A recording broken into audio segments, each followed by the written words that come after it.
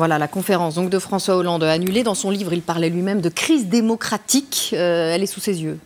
Il y a une crise démocratique, incontestablement. Déjà, il y a une crise démocratique parce que nous sommes dans un régime de la Ve République qui exacerbe le pouvoir dans les mains d'une seule personne, ce qui n'est pas très moderne, on va dire, en termes démocratiques. Quelques mises au point, Monsieur Coquerel. La Ve République que vous tenez pour responsable de la crise démocratique ne met pas tout le pouvoir dans les mains du président, mais dans les mains de la majorité présidentielle qui est issue des élections législatives auxquelles la France insoumise a participé. En matière de réforme, le dernier mot est à l'Assemblée nationale. Ces 577 députés donnent ou pas force de loi à chaque projet de loi du gouvernement et peuvent adopter également leurs propositions de loi. Les députés peuvent également utiliser l'article 68 de la Constitution pour destituer le président en cas de manquement à ses devoirs, ou encore l'article 49 pour mettre le gouvernement à la porte après 48 heures en votant une motion de censure. Ce sont bien les députés qui ont le pouvoir. D'ailleurs, ça a été prouvé 2 fois par les cohabitations Mitterrand-Balladur et Chirac-Jospin. Le pouvoir était bien à l'Assemblée nationale, pas à l'Élysée. Pourquoi ne dites-vous pas la vérité aux Français? Les Français sont très favorables à l'élection du président au suffrage universel. J'ai en tête le chiffre de 89% dans un sondage publié jadis par Le Monde. En toute logique d'ailleurs, la présidentielle bénéficie de la plus forte participation. En 2017, il y a eu 78 de participation au premier tour de la présidentielle, contre seulement 49 aux législatives, soit 29% de participation en moins. Et au deuxième tour de la présidentielle 2017, 75% pour la présidentielle, 43% aux législatives. Et en plus, il y a eu 3% de blancs. 40% seulement sont représentés à l'Assemblée nationale. Deuxièmement, parce que on voit bien que les choses sont biaisées. C'est-à-dire que, je réponds ainsi à Jean-Michel Apathy juste avant, on a un président de la République qui a été élu au deuxième tour d'une élection et qui, à partir de là, tire toute sa légitimité de cette élection. Or, il l'a dit lui-même, il a appelé à voter d'abord contre ce qui était supposé être le danger ultime, c'est-à-dire Madame Le Pen. Bien. À partir de là, il déploie une politique où même quand j'allais dire, une contestation sociale très forte monte du pays, parce que c'est aussi, la démocratie sociale fait aussi partie des rouages de la démocratie, il n'en a cure et passe en force. Bon, je pense que dans ces cas-là, vous mettez tellement en tension une société qu'il ne faut pas s'étonner que les gens, pour réagir, utilisent toutes les armes possibles, la grève, les mobilisations, à certains moments des choses qui sont peut-être à la limite de la légalité, mais face à l'injustice sociale, ce n'est plus supportable. Sur la légitimité du pouvoir, Monsieur Coquerel, vous dites que Monsieur Macron a été élu en appelant à battre Madame Le Pen et vous sous-entendez pas sur son programme. Ce n'est pas faux et admettons-le. Mais reconnaissez aussi qu'il fallait être déjà qualifié pour le second tour et que votre candidat, Monsieur Jean-Luc Mélenchon, a terminé 4e. Mais surtout, après les élections présidentielles, il y a eu les législatives. Et les Français ayant décidé de voter pour choisir un député, ont donné une large victoire aux candidats qui soutenaient le programme du président. Ce qui est logique et assez cohérent. Quand on désigne un président, c'est pas pour en faire un figurant et l'empêcher de diriger le pays. Comme je viens de le rappeler, contrairement à ce que vous avez dit, le pouvoir est à la majorité à l'Assemblée nationale et le programme du président trouve donc une seconde légitimité par ces élections législatives.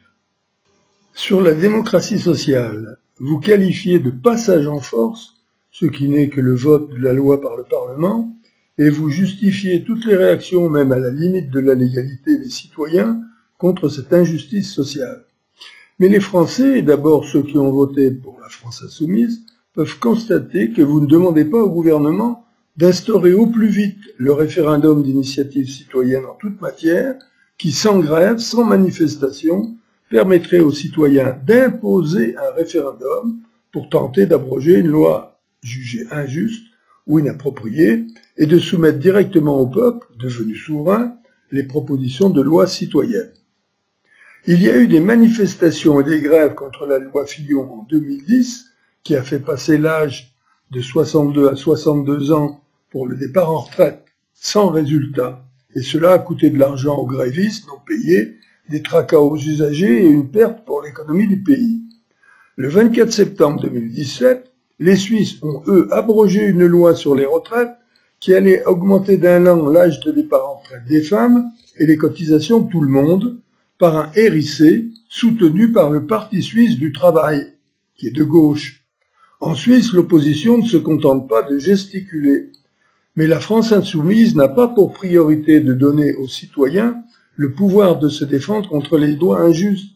Sinon, vous parleriez du RIC en toute matière à chacune de vos interventions dans le média. Ce qui vous importe, comme d'ailleurs à toutes les oppositions, c'est que le gouvernement fasse un maximum de conneries pour que vous ayez un maximum de chances de gagner la prochaine présidentielle et les législatives qui suivent.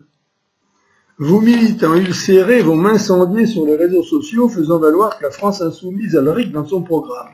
C'est pas grave, je suis depuis longtemps ignifugé. Et je vais démontrer ici à tout le monde que le RIC est pour la France insoumise un simple alibi, et bien le cadet de ses soucis. En effet, en août 2017, vous-même, Monsieur Coquerel, m'aviez promis sur la radio LFI, le lien de la vidéo est en description, que vous déposeriez une proposition de loi sur le RIC en toute matière dès septembre 2017. La proposition n'a pas été tenue, et tout le monde peut constater que le RIC n'était toujours pas dans les 5 propositions de loi mises à l'ordre du jour lors de votre niche parlementaire du 1er février 2018. Il aura fallu que dans les médias, les Gilets jaunes mettent le RIC en revendication numéro 1 pour que la France insoumise prenne le train en marche et dans une vaine tentative de récupération du mouvement, dépose une proposition de loi en février 2019, sur laquelle il y aurait d'ailleurs beaucoup à dire, notamment le fait que le RIC n'est pas en toute matière, puisque votre proposition ne modifiait pas une ligne de l'article 89 qui traite de la révision constitutionnelle. Une conclusion s'impose. Les citoyens ne peuvent compter que sur eux pour arracher le RIC en toute matière par des manifestations de masse pacifiques les vendredis soirs sur les places de leur mairie, avec pour unique revendication et signe distinctif RIC-ETM. Remplissez le formulaire de promesse de manifestation du CLIC. Dès que l'on sera assez nombreux, l'opération 100% pacifique et décentralisée sera lancée pour mettre fin définitivement à notre impuissance politique. Merci d'avoir été au bout. Vous retrouverez en description de la vidéo un lien vers un formulaire qui vous permettra de vous engager à venir manifester pour le RIC.